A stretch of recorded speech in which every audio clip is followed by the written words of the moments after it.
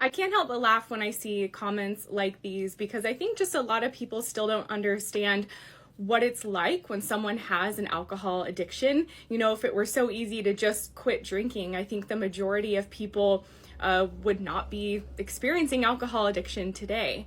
The thing that's really important to recognize is that once someone has an alcohol addiction, it's no longer a logical choice, and a lot of us who struggle with it will have an internal conflict where we're wondering why we keep drinking so much and why we keep doing this to ourselves, but there's something else that keeps compelling us and driving us to drink and drink to excess.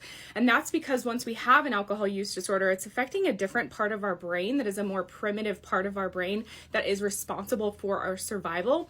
So on some level, our brain is mistakenly equating alcohol to a survival need.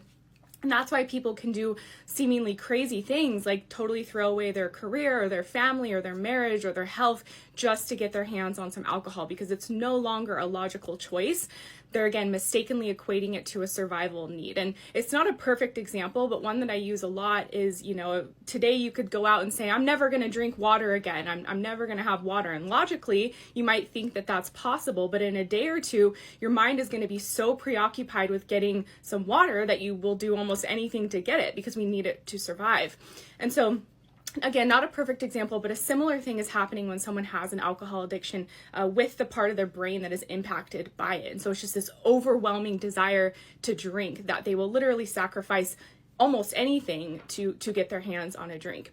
And this is where the method that I talk a lot about here, the Sinclair Method, it interrupts that and it fixes that part of the brain so that people gradually lose their desire for alcohol and they can have more control or quit drinking when that happens. To learn more about this, if you're not familiar with this treatment, you can check out the other videos I have, or my website is linked in my bio.